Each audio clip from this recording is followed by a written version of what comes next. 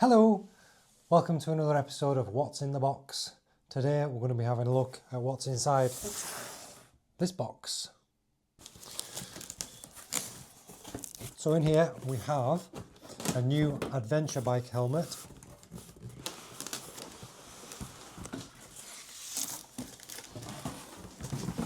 It is a Bell helmet.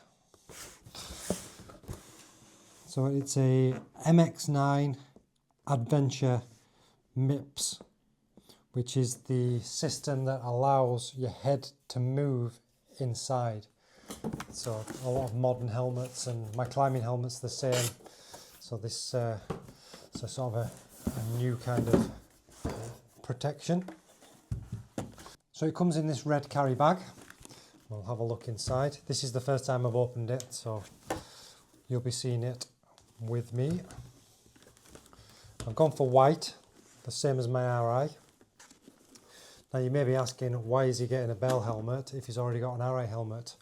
Well, firstly, the RI is a bit too small. I bought it in a small rather than a medium because it fit nice and snug and it was a well-fitting helmet, but I found that after wearing it for maybe 2 hours on a long journey, it just starts hurting along my forehead there. I can't really put my finger on exactly where it hurts, but it just starts hurting my forehead. So on long journeys, like if you're away in Europe and you're riding for 6-8 hours, it starts really being painful. It's all right if you're just out for an hour or so, but that's one thing about trying on helmets in shops is they may feel fine at the time, they may feel absolutely perfect, but then after riding for a couple of hours is where you start finding where they start pinching and where they start hurting. Unfortunately, the shell size in that helmet means there's no padding around the front, so there's nothing really I can do. So I've had that helmet now for nearly 18 months, 2 years, and I did take it all the way to the south of France, and it was quite painful. After lunchtime every day, it was starting to hurt. So I'm going to keep that helmet. I'll wear that out on the Himalayan. I'll wear it out on the Vosges 800 Rally, just whilst I'm local and just doing an hour or two's journeys. But then I'm looking at this one for the longer journeys and for when I have a pillion or other people need to borrow my helmet. So yes. So the reason I chose this helmet is I was reading the MCN guide and some reviews on what the best helmets were, and funnily enough the RI actually came out on top, which is the one I already had, but I couldn't justify spending that amount of money on another RI just in the next size up. And I noticed that this Bell Adventure helmet scored really well and the price point was £200, but it seems that this is maybe last year's colours or last year's model. So I've actually found this one online brand new for £99, but also with an eBay discount of £10 off. So I feel like I've got a £200 helmet of decent quality and decent reputable brand for only £89. I thought it was a risk I was willing to take and get it. I would have preferred it all white to match my other one, but I've got this one here which just has the black along the top and the black and grey there along the sides. So having a closer look, we can see it does have they actually screw. So maybe screw those. And that just allows that peak to go backwards and forwards. So you can see there, it doesn't really offer, that's as far forward as it goes. So I'd probably leave it in that position, to be honest. And you can see that the plastic does touch the top there at the front. It does touch the sides, but I'm assuming if you tighten this up, it won't rattle. Tighten that back up there. Yeah, there should be. That one might rattle on the top ever so slightly, but I doubt it'll make any issues. So you do have a vent in the front, which Bell are classing as a vortex something or other, some fancy name for it, just to let the air in. It doesn't have a sunglasses in there, and the visor looks like it just has a tab just on the nose bit, which might be a bit awkward with the camera on the front, but it does have like a ridge, a step bit there, so you can probably just grab hold of that anywhere. One thing was it doesn't stay open just a tiny bit to let air in. It clicks. That's the first ratchet point. So you will find that if you wanted it open just a bit to let some air in, it does create a large gap. You can't just have it like a tiny bit open. But we'll see how we go with that. What does it come with inside? It comes with a packet here which has some reflective stickers, should you wish to put those on. I think it might be a requirement in Europe to have these stickers on. So yeah, sticker kit reflecticant, reflective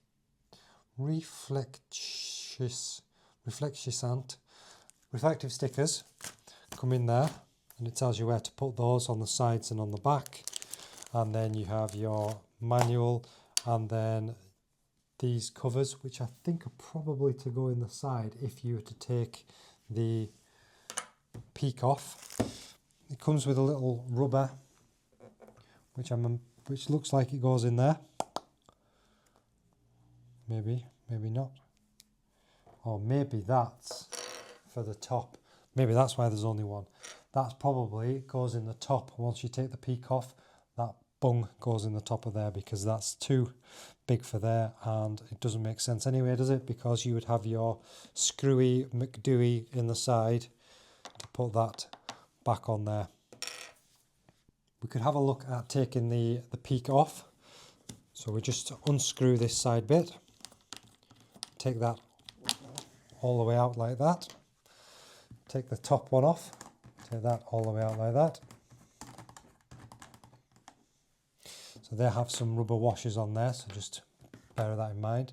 So that's the edge, that's the middle.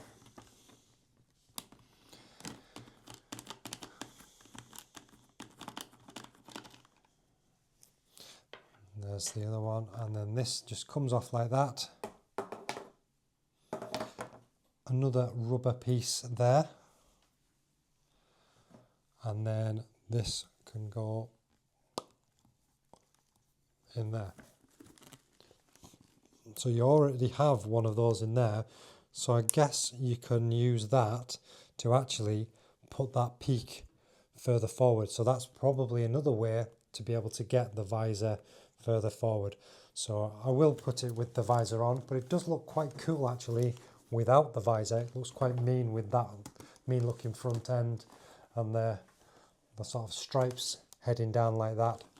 It looks like some sort of they almost look like snake eyes or some sort of serpent type thing, or I might just be talking absolute rubbish.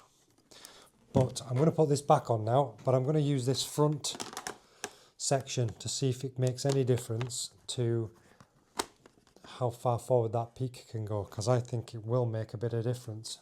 Maybe not a lot of difference, but it will make some difference. So put that rubber bung, the rubber spacer back there, and then it was the shorter one of the three.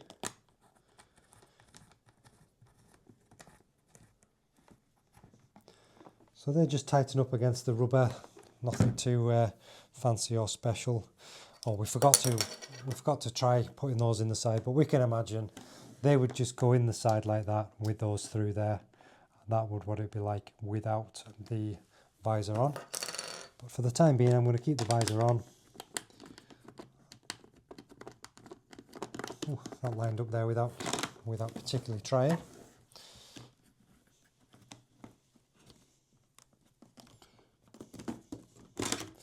Just made sure that I've not made a pig's ear of that, which I haven't. Although I have on this side now, haven't I?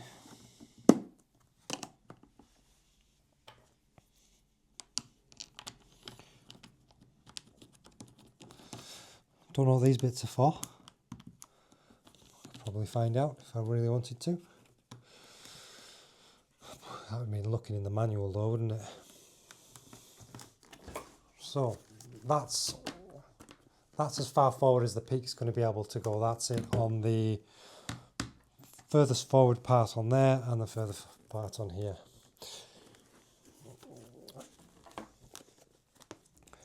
A debuckle type. I quite like the debuckles more than the ratchet ones, or it just seems more premium to me to have a buckle style rather than a ratchet. So you've got your buckle and then you've just got your press stud there for your flappy bit. Another reason I bought this helmet is because I use the Sena intercom system, and I'm led to believe that there is parts in there for the speakers to go. It does seem like there is some cutouts, but I'm not exactly sure where they go. Let's try it on. Hello. Right. Well, it's a nice fit. That's for a start. It does have space around the ears. I can feel that there's space there around the ears, which is good. I can feel that it's not particularly loose. This is a size medium, which is for 57 to 58 centimeters. Now I think the struggle I have is I'm right on the borderline of 56, 57. So some helmets in small and some helmets in medium both kind of fit. One's just a bit tighter than the other. A lot of my race helmets were all small, but maybe my head has grown ever so slightly since I've grown up. But that feels all right to me. Doesn't feel like there's going to be any issue there. It's actually quite a wide field of view. I can see all the way to, I can see my hands there, and I can see my hands there. So you do get quite a wide field of view. And the mouthpiece, that distance there is a bit further away than in my RI, which is good because I end up licking the microphone almost with this microphone here inside the helmet when I'm doing my ride-alongs.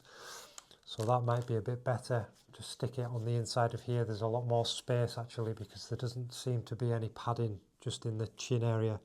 So I could probably find, let me get the other one. So I've got this one here. Put my my little cat on it. So that should,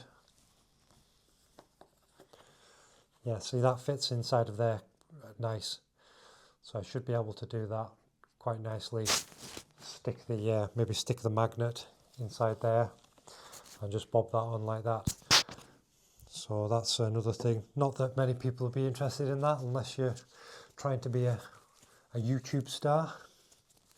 But yeah, well, I'm happy with that anyway. I'd have to go on a decent ride to feel how it is, and it will break in a little bit. But the next task will be seeing how the intercom system fits in. So we'll have a look at that next.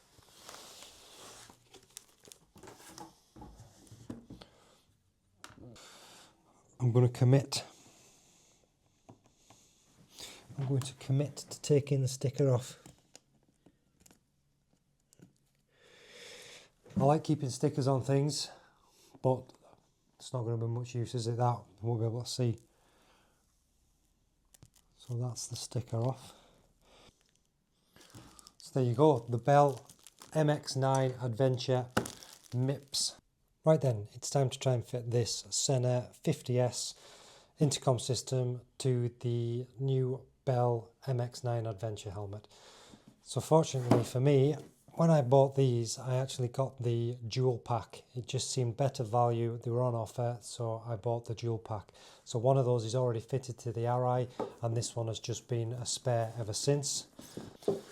So that's the unit there, and we'll just try and get that mounted somewhere on the side here. Probably do it on the same side that I have the RI on, just so I don't confuse myself when I'm wearing different helmets. One of the important features when I was buying this helmet was it did say that it was intercom ready. So I've just been having a quick look here. So these actually pull off with those press studs. And you can pull those off there. There's 3 of those, they come off. It does say hand wash only 40mm. So I wonder if you can get different thicknesses of those, different cheek pads from Bell. But then you can see in there, there is that circle that is for the speaker. So we'll do that on the other side, and you can also take this back piece off here, again just with the press studs. That shows inside there the MIPS thing, so you can see how that moves around. But anyhow, so I'm going to take all the padding out now, and we'll work out the best way to route the cables for the intercom, get the speakers fitted, and then get the unit mounted on the side, and then Bob shall be your mother's brother. These seem the only parts that can be removed out of the helmet, so you've got two cheek pieces and the headliner, so they can be both removed like that, which leaves the helmet quite bare inside.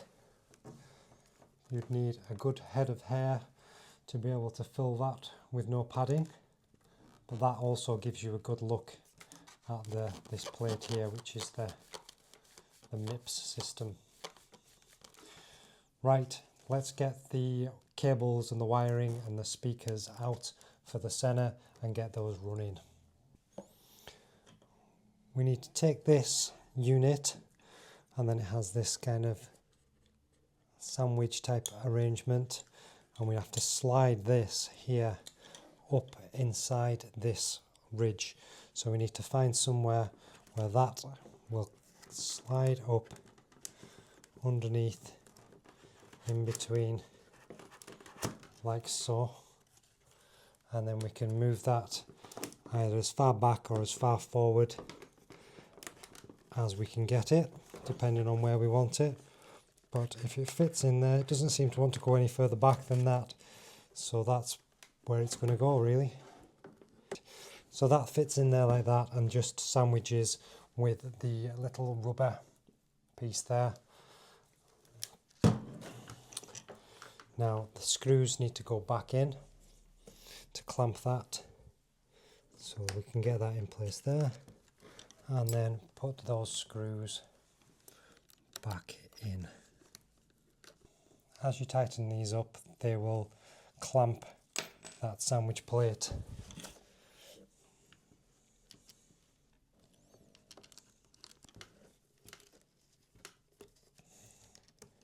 When you're tightening these up, just do them equally. I know that's probably obvious, but just because it's squishing two rubber plates together, just try and do them equal on both sides. So that's now that fitted in there. Now we have these two speakers. One will be left, one will be right.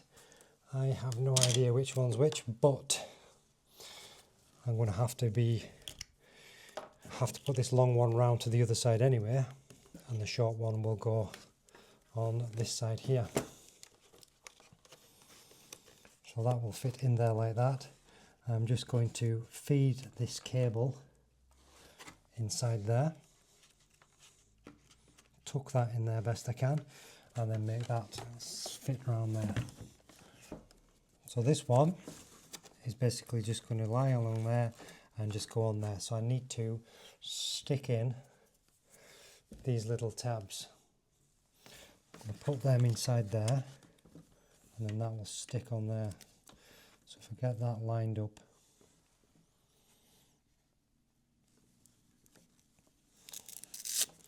might as well line it up properly. So if I line that up like that, then I should be able to stick this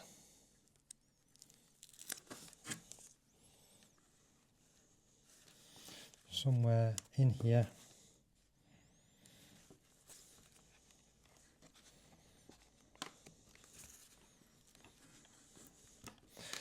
not in the middle, but that's in now, so tough, that's where it's going. And then this one needs to feed round to the other side. Now I suppose I've got a choice here of trying to feed it all the way around the back of here. Will it stay in there if I do feed it around there? Or I could go in here and just have it on the inside of the tabs. Either way, I suppose it doesn't really matter, but I'm going to have to stick that speaker into there anyway. So the other Velcro piece, I'm going to stick that right in the middle of there. See if I can make a bit of better effort to stick it in the right place on this one.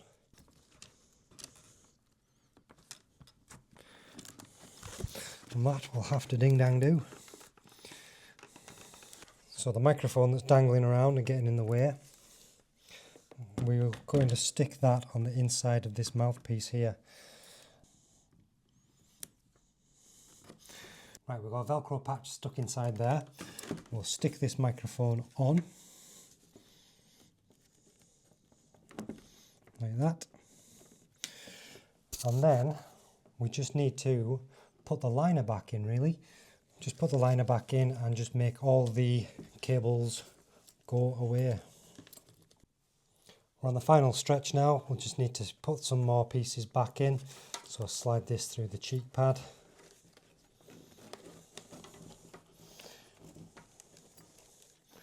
And behind there for the microphone.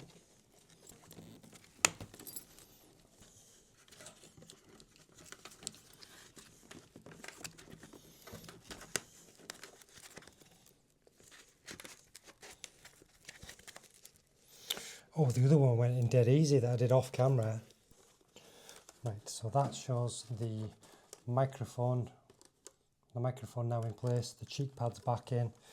See, the only issue we've got is this bit of cable here sticking out, but there's not really much we can do about that. It's just the nature of one's beast. Tuck those in there behind that.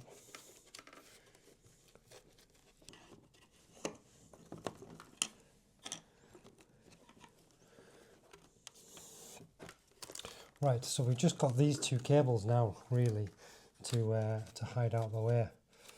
Now, there's not really much we can do about them. So I'm just going to put the headliner back in and just hope that that cable there isn't in the way. I mean, you can maybe put a twirl or two in that just to tuck it up out the way. I'll do something with it, but I'm sure it won't be too bad once it's in. Maybe even just do something like that. Headliner's going back in, and then that's it, going to be done.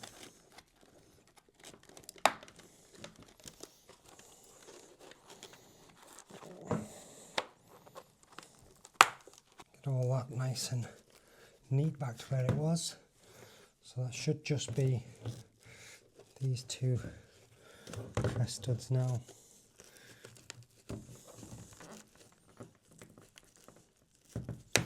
That last one, last but not least, and that's it in. That's the headliner all back in now, all the cables hidden away, so the only bits on show is the actual piece on the outside. Put that the right way around, so that'll be this section here, which just slides on there. So the only cables you really see is the microphone one and the headphone ones just coming out the back there, and that's it, in place, finished. So that's the unboxing and quick look around the new Bell Adventure helmet, the MX9, and also fitting of the Sena 50S intercom system. If any of those pieces have been any use to you, either the helmet unboxing or the intercom fitting, then I hope you'll consider liking and subscribing, and we'll see you at the next one. Thank you. Bye bye.